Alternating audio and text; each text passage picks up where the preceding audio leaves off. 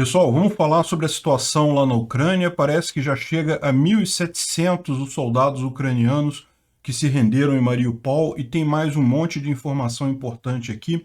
Essas notícias foram sugeridas por Cearense Ancap, Jonathan0406 e mais um monte de gente. Obrigado aí ao pessoal todo que sugeriu as notícias. Obrigado a você que está assistindo o nosso vídeo. Se você gosta do nosso conteúdo, por favor, não esqueça de deixar o seu like, de se inscrever aqui no canal. E se quiser pagar um cafezinho para mim, tem um botão de valeu aí embaixo, eu agradeço. Pois bem, o que nós temos de novidade? Ontem, uma notícia boa foi mais uma cidadezinha, mais um vilarejo liberado oficialmente aqui na região de Kharkiv. Mais um pouco, as forças ucranianas continuam avançando aqui. A impressão que eu tenho, na verdade, é que elas estão avançando mais do que está mostrado neste mapa, mas esse mapa é mais ou menos alguma coisa mais oficial. Eles só colocam as alterações quando efetivamente a coisa já foi confirmada por muitas fontes, né? Então, no final das contas, tem muito mais do que isso de avanço já, mas não está registrado aqui nesse mapa. A gente vai ver também que tem alguns avanços aqui em Izium, bem significativos, vamos falar sobre isso mais adiante, mas antes disso eu quero chamar a atenção para vocês que os russos têm conseguido avançar aqui em Popasna, eles já estão andando, caminhando, pegando alguns outros lugarejos menores por aqui. Isso é uma situação que leva a alguma preocupação, não chega a ser uma coisa absolutamente trágica, certamente o exército ucraniano está já cuidando disso daí, mas é uma situação preocupante porque, lembra, é a menor dos cercos que eles poderiam fazer, mas ainda assim talvez eles consigam fazer esse cerco, né? Lembra que a Rússia, quando ela começou a fase 2 dessa empreitada, ela pretendia pegar todo o Donbás, né? Colocou as tropas aqui em Izium, queria fazer um cerco que pegaria Dnipro, Zaporizhia e pegaria toda essa área aqui como ocupada pela Rússia, né? Isolaria todo o exército ucraniano que está nessa área aqui para enfraquecer o exército e conseguir dominar a área. Mas havia outras alternativas, né? Eles poderiam fazer daqui direto para cá, ou então daqui para cá. Haviam vários arcos que eles poderiam tentar. No final, o que eles estão conseguindo, alguma coisa, o menor de todos esses arcos, ainda assim, se eles conseguirem fazer, seria uma coisa muito danosa para o exército ucraniano, porque tem muita tropa ucraniana nesse bolsão aqui em Lysychansk e Severodonetsk, né? Mas, enfim, por hora não é nada preocupante, eles continuam com muitas batalhas por aqui, mas não tem só aquele ponto de atenção, né? Também teve batalha aqui próximo a Izium, mas claramente Izium está sendo esvaziado pelos próprios russos, tá? Os russos já perceberam que não vão conseguir avançar muito com essa frente. Eles colocaram aqui seria a principal iniciativa deles nessa segunda fase, né? Colocaram 22 BTGs aqui, aqueles batalhões táticos, grupo de batalhão tático, é uma unidade específica lá do exército russo que combina várias forças diferentes numa mesma unidade, né? Enfim, tinham colocado cerca de 22 aqui, parece que a maior parte já saiu, já está vindo para cá, entre outras coisas, justamente porque a contraofensiva ucraniana aqui em Kharkiv está ameaçando as linhas de suprimento do pessoal aqui, né? Bom, além dessas coisas, a gente teve também vários bombardeios, teve bombardeio em Odessa, teve mais bombardeio aqui em cima, a gente já falou sobre isso ontem. O que está acontecendo é que justamente a Rússia quer evitar que a Ucrânia se sinta muito à vontade para mandar as tropas aqui de cima para cá, quer prender algumas tropas aqui, daí fazem esses bombardeios e coisa e tal, mas não há indicação de que seja um avanço significativo nessas áreas, né? Aqui teve alguns bombardeios também que aconteceram na Rússia, você vê isso aqui foi em lugarejos da Rússia, provavelmente alguma retaliação, alguma coisa do gênero, né? Bom, o Instituto para Estudo da Guerra, ele colocou algumas informações interessantes aqui sobre o futuro de Mariupol, né? Aliás, só para fazer um parênteses, parece que já tem 1.730 soldados ucranianos que se renderam em Mariupol, né? A gente já falou sobre a rendição de Mariupol, coisa e tal, que tem toda uma negociação por trás disso. E esse número aqui é um número dado pelos russos, não há ainda uma confirmação pelo lado dos ucranianos desse número. Os ucranianos só confirmaram 260, mas parece que tem muito mais lá. Isso é ótimo, que bom que sobreviveram tantos lá. e de qualquer forma não faz diferença, porque você pode falar assim, ah não, mas se tinha tanto assim, eles poderiam continuar lutando e coisa e tal. Não poderiam, porque não tem munição, não tem comida, não tem água, é o tipo da coisa que realmente não adianta nada. É melhor realmente salvar a vida dos combatentes, né? Esse número grande, porém, vai começar a dar trabalho para conseguir fazer uma troca, né? Vai ter que ter muito prisioneiro de guerra para retornar por esses aí. Vamos ver como é que essa coisa continua. Mas o curioso é que eles estão querendo destruir a planta da Azovstal e transformar Mariupol numa cidade resort. É um tipo de situação meio complicada, né? É lógico, se é plano da Rússia, a gente sabe que a Rússia não sabe nem se vai continuar com Mariupol, se vai conseguir manter esse terreno conquistado, mas mostra como é que o pessoal não está pensando bem a coisa, né? A grande riqueza de Mariupol sempre foi a indústria siderúrgica. A Mariupol é um porto, é uma cidade industrial, né? Ela tinha duas grandes plantas siderúrgicas aqui, a Azovstal, que é essa última aqui, e também a metalúrgica Ilia, que é essa outra área aqui, que era outra grande metalúrgica. Eu falei sobre a história dessas duas grandes metalúrgicas que foram criadas por um belga e um inglês lá no século não sei das quantas. Vê um vídeo meu lá no Visão Libertária sobre a história de Mariupol, né?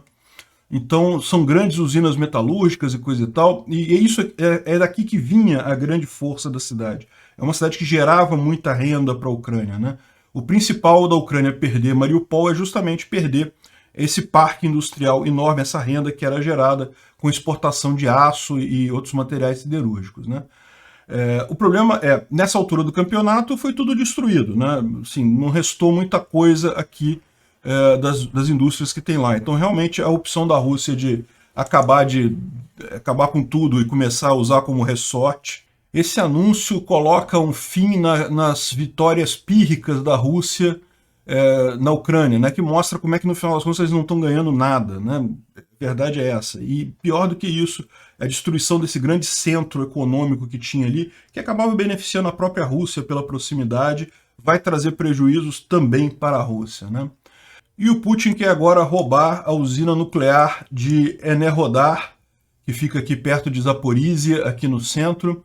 Essa usina ela foi também tomada pelos russos, vocês lembram, né? No início da guerra, rapidamente eles chegaram aqui e chegaram a atirar contra a usina, um absurdo completo, um risco enorme, mas está em área controlada pelos russos. E os russos agora falaram que a energia elétrica dela vai ser para a Rússia e que se a Ucrânia quiser pode comprar a energia elétrica dela. É um absurdo isso daqui, não tem lógica nenhuma, principalmente porque no final dessa guerra os russos vão ter que pagar todos esses prejuízos, então realmente não tem nenhuma lógica isso daí. O pessoal devia estar mais preocupado com em como é que eles vão fazer para bancar o custo de repor todo esse prejuízo que eles causaram nessa guerra, né? Enfim, e um último ponto que eles levantam aqui que eu acho interessante é a questão das revoltas, dos protestos que estão acontecendo em Donetsk e Luhansk.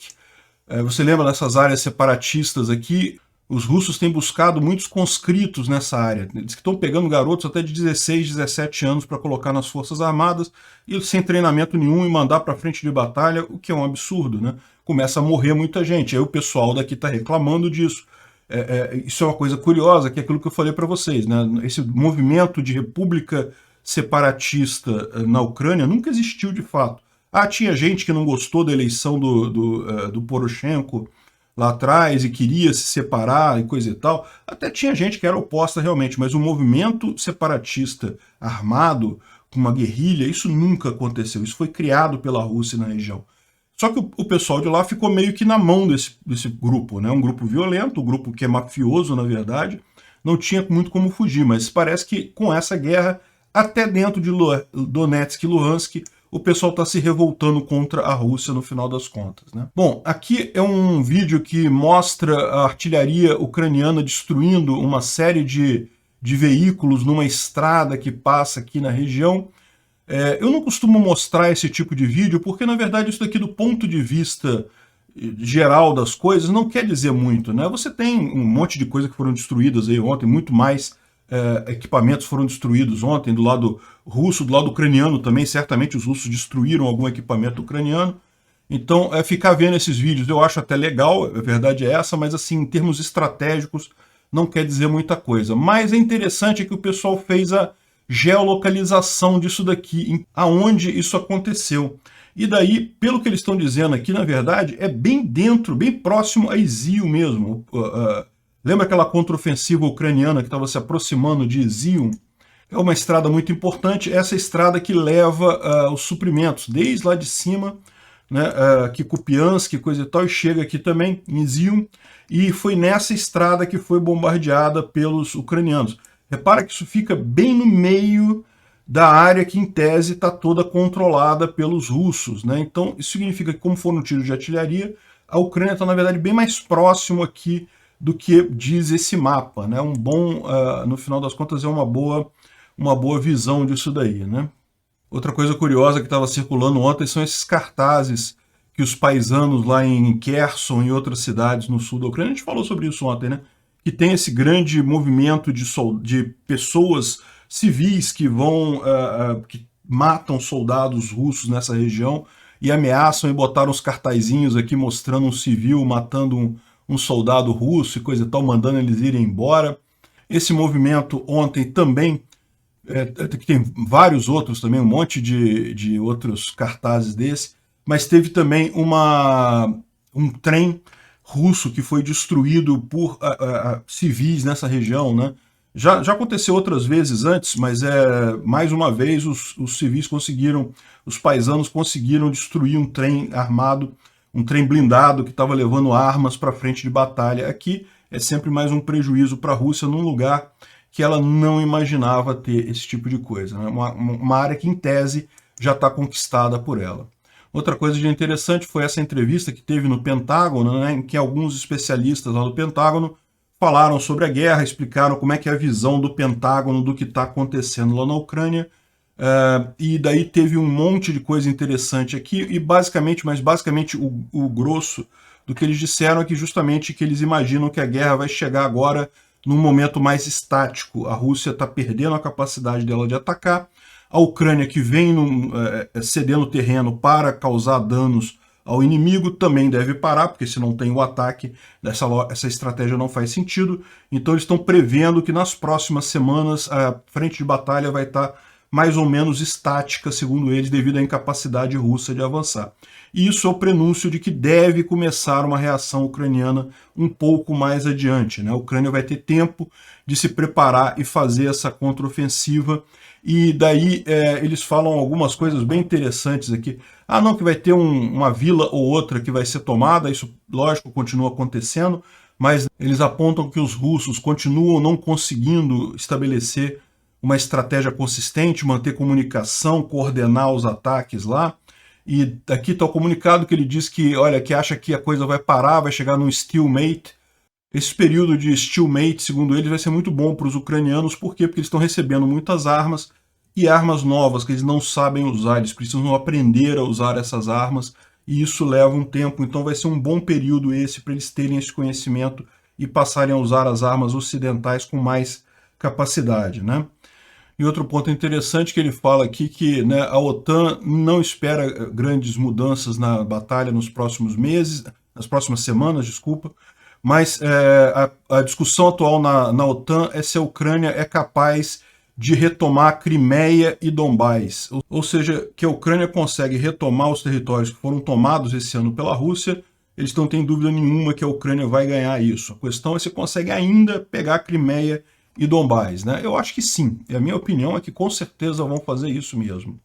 E aqui, como um exemplo disso, chegaram mais aqueles obuses 777 americanos que já se provaram muito úteis para a Ucrânia já está conseguindo usar eles com muita desenvoltura, está sendo muito útil na frente de batalha.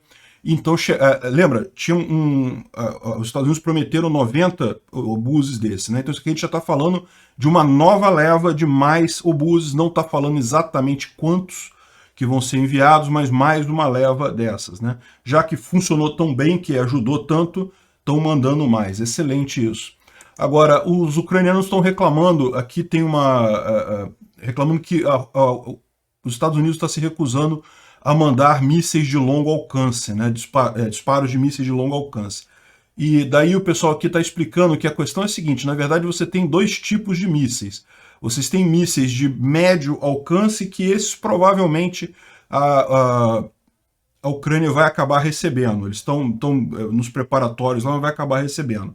A questão toda é, quando você tem mísseis de realmente longo alcance, por exemplo, que permitiriam a Ucrânia atacar Moscou, aí a coisa talvez fique realmente, talvez os Estados Unidos não queiram fornecer esse tipo de arma ali na Ucrânia. Pode ser alguma coisa que, mesmo que a Ucrânia diga, não vou usar para atacar Moscou diretamente, coisa e tal, mas é aquele negócio, né? Vai que acontece alguma coisa e a Ucrânia resolve usar isso daí contra Moscou, e isso desencadeia uma guerra nuclear, então esse é o receio do pessoal, né?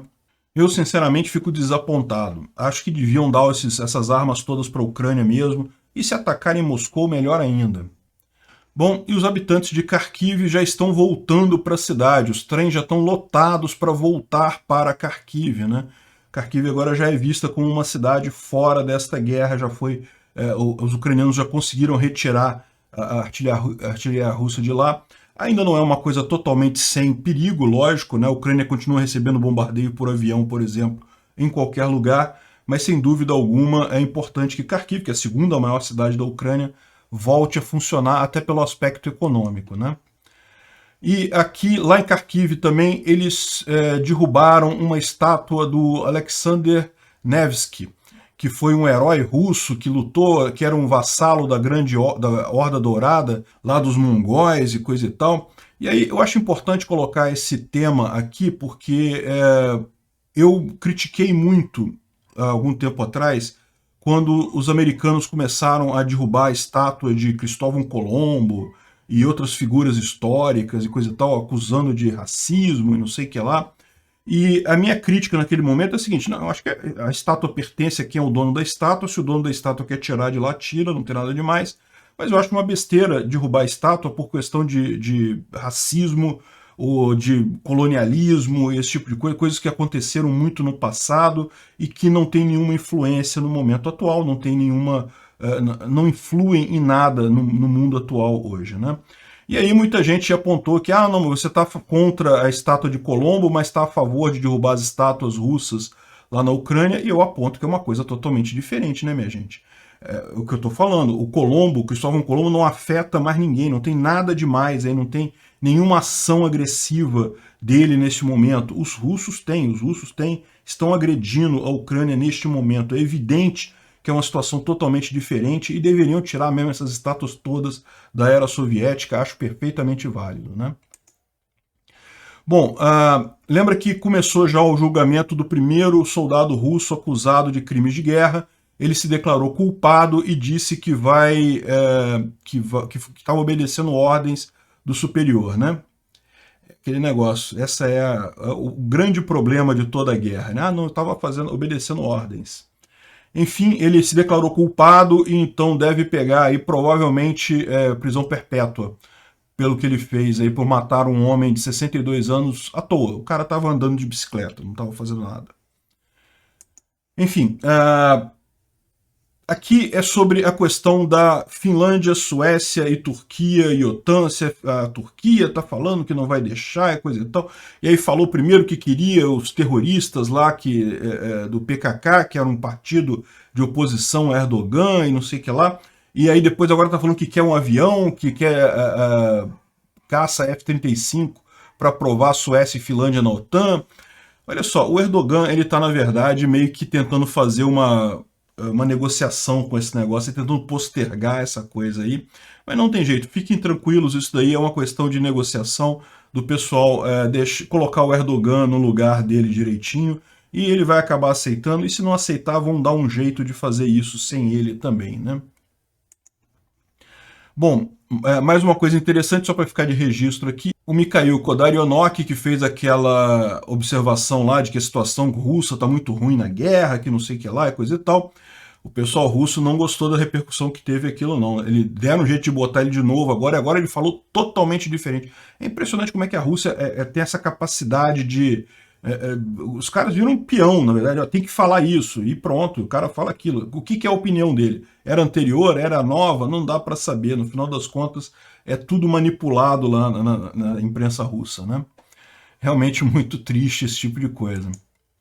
Bom, e o Google está fechando na Rússia, entrou com pedido de falência porque todas as contas deles foram confiscadas pelo governo russo, um monte de problema lá, ela já falou que vai abandonar a Rússia, vai sair mesmo. E o curioso é o seguinte, né? O Google da Rússia não queria abandonar os empregados deles, então eles só mantiveram o escritório lá para manter os empregados e coisa e tal, só que parece que a maior parte dos empregados prefere ser transferida para fora da Rússia.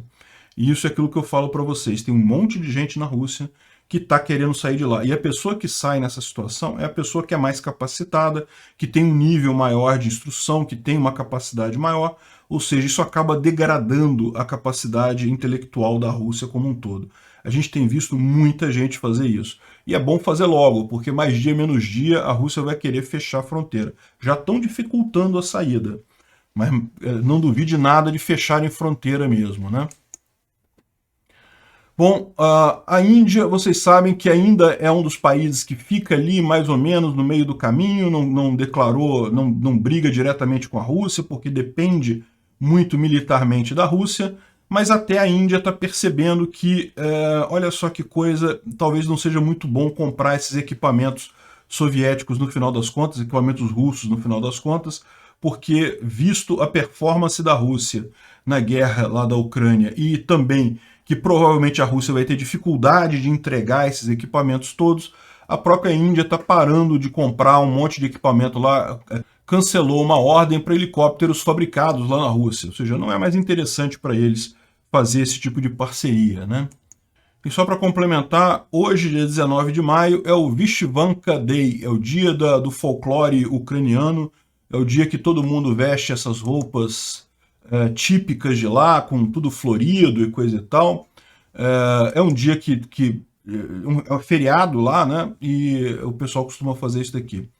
Agora, você sabe onde é que é isso daqui? Mariupol, meu amigo. Isso aqui é Mariupol, ano passado, no dia... Oh, desculpa, 3 anos atrás, no dia de Vyshivanka Day, no dia 19 de março, justamente mostrando aí essa data folclórica comemorada toda na Ucrânia. A Ucrânia, como um todo, está comemorando novamente essa data. Infelizmente, Mariupol, não.